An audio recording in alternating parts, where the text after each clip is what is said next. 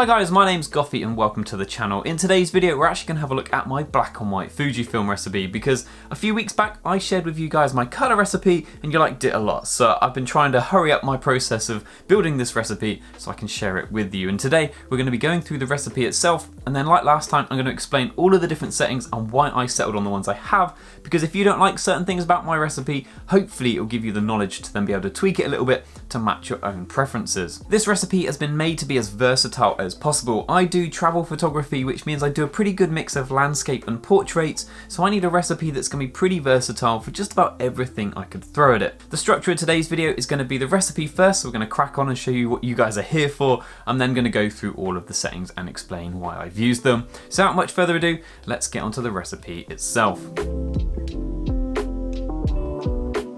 So here's what you're all actually here for then. Up on the screen now is my Fujifilm black and white recipe. Now, like I said, it's made to be versatile, and there is a reasonable chance that there might be other recipes out there that overlap with this a little bit. There's only a finite number of options that you can change, so there might be other recipes that are a little bit similar. So what we're going to do next is run through all of the settings on why I chose them, along with a whole bunch of examples of certain settings on and off, so that you can tweak this recipe to suit your own style, or actually make your own recipe from scratch if that is something you're interested in.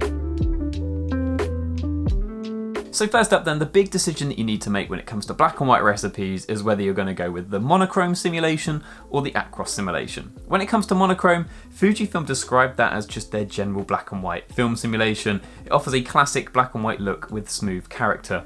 So for me personally, this is the option I would go for if I just wanted a purely digital looking file but in black and white. And then when it comes to Acros, they kind of describe that it has a little bit more character going for it. And what they say on the website is that it has been inspired by their Neopan 100 Acros film, which was known for its fine grain, rich gradation and outstanding sharpness. But Acros also has an embedded graininess that matches the film emulation original. And you'll see the difference is probably more subtle than you'd expect, but you can definitely tell the difference between the two. Just based on me wanting a little bit of a film look as a bit of a base and then tweaking it, that's why I've gone with the Acros. I really like the kind of slightly grittiness that it adds over the standard monochrome. Once you've chosen whether or not to go with Acros or monochrome, you then have to decide whether or not you're going to use one of the color filters. Now this is there to emulate shooting real film with a real color filter attached to the front of the lens. Now I've gone with the yellow filter, and what that's actually doing is maybe the opposite of what you'd expect. Is taking the blue things in the image and making them a little darker. Now the main thing that will be blue in your images is probably going to be the sea or the sky. And what that will do is it will just make them a little bit darker, and it'll make the clouds pop a little bit more in the sky. Adds a little bit of contrast in certain areas of the image that I find with Fuji files where they kind of blow the highlights sometimes. It adds a little bit of contrast back in. The other filters, it does explain on there what they do. Feel free to have a bit of a play with them. I'll chuck some examples up on the screen, but for me, the yellow filter was the way I wanted to go. Next up then, let's talk about contrast. And I think when it comes to the contrast of the image, there's kind of two settings that are at play here. One of them is the dynamic range. Now for this, you've got a few different options, and I've gone with dynamic range 200. And what this is doing is adding more dynamic range to your image. What I'm really trying to do here is protect the highlights just a little bit in the image because of some of the other settings I'm going to change in a minute. The only downside really to shooting DR200 is the fact that it will double your base ISO. So most Fujifilm cameras mean that the lowest ISO that you can now shoot will be 320.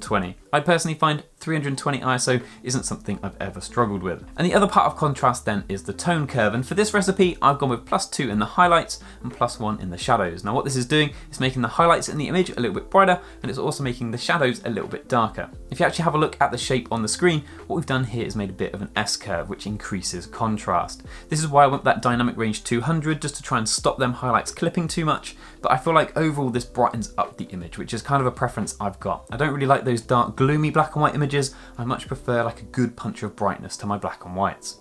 If you do want to change the tone curve on here, I suggest you take it pretty easy. This tone curve actually has a pretty big effect to your image overall. If you think you just want to tweak it a little bit, just change the values by 1, or in some of the newer cameras by 0.5, and it'll actually make a pretty big difference. Up on the screen I've got some examples of what this looks like at different settings, just to give you an idea of how drastically this can change your image. Next up then, let's talk about monochromatic color. And my black and white recipe has a bit of a dirty secret, and that's the fact that it's not truly black and white.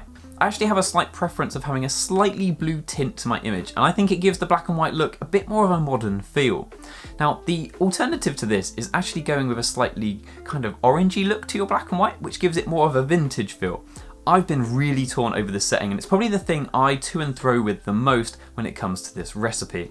So I actually took this to a poll on my Instagram to see what you guys all thought, and you guys actually generally preferred the slightly warmer image. Now for this, I've not gone too wild with my blue tint. I've just gone with WC-2, and I feel like if you're going to go for that orange tint, maybe go up to WC+2 and leave the MG at 0. Therefore, it's kind of up to you guys what you do, but the blue is definitely my preference, but based on my Instagram poll, I was definitely in the minority. So next up then, we've got white balance. And I found that if you change the Kelvin figure, not too much happens in terms of the image. I've got up on the screen now some pretty wild examples, and you can see the image doesn't change all that much. It's quite subtle, to the point that I've ended up just setting it on auto so that the camera will auto white balance. However, the bit that does make a pretty big difference is that offset. Now, what's actually going on here can be a little bit complicated, but in terms of the grid, it's actually reasonably simple. As you move from left to right on this grid, the image goes from darker to lighter. What's actually going on behind the scenes is probably a little bit more complicated, but that's a pretty good high-level way of looking at it.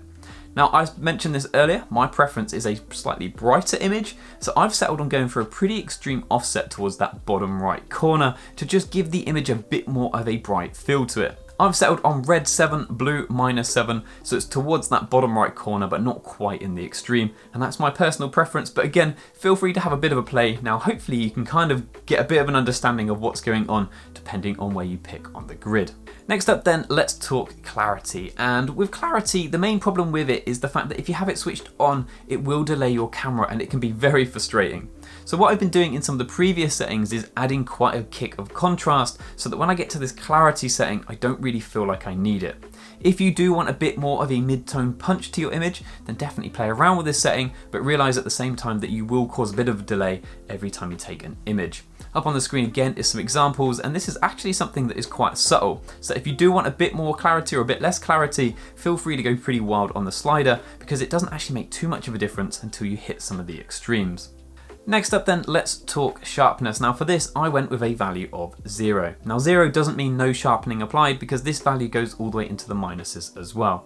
Now the default for an awful lot of recipes is like -4, and that's partly because doing this adds a little bit of softness to your image, and an awful lot of recipes out there are trying to emulate a film stock, and having a little bit of softness and a little bit less of a digital edge to your image is normally the preferred setting. Now for me personally, I wanted to go with something a little bit more versatile, and I've left it on 0, because if you look at the positive numbers, so if you go up to kind of +4, things just look a little bit too crunchy for me. I think if you're trying to emulate film, go for a negative number. If you do lots of portraits, you might also want to go for a negative number and add just a little bit of softness to them. But for me personally, leaving on that default of 0 is the sweet spot for just a little bit of versatility and still getting nice sharp images. And then finally, I think we get to grain, which for me, I wanted a little bit of a filmic kind of look to it, but I didn't want to go too extreme with it. I think if you go for rough and strong here, then you get a really gritty filmy look, which might be good if you're trying to emulate a film stock. But for me, I've gone with strong and small. So you can see the grain in there. It's quite pronounced, but it is still fine. It doesn't really affect the image too much. That's my preference, and this is definitely going to be a personal opinion kind of setting. So hopefully then guys, this video has been some use. I've described my own recipe and the settings that I like and why I like them, but also given you a bit of a kind of rundown on what all of these settings do. So if you do want to tweak the recipe a little bit or just make your own from scratch, then feel free. If you've enjoyed this video though guys, please do not forget to like and subscribe. There is plenty more Fuji recipe, Fuji, Leica, travel content coming to the channel very, very soon. Thank you guys for watching, and I hope to see you in the next one. Cheers.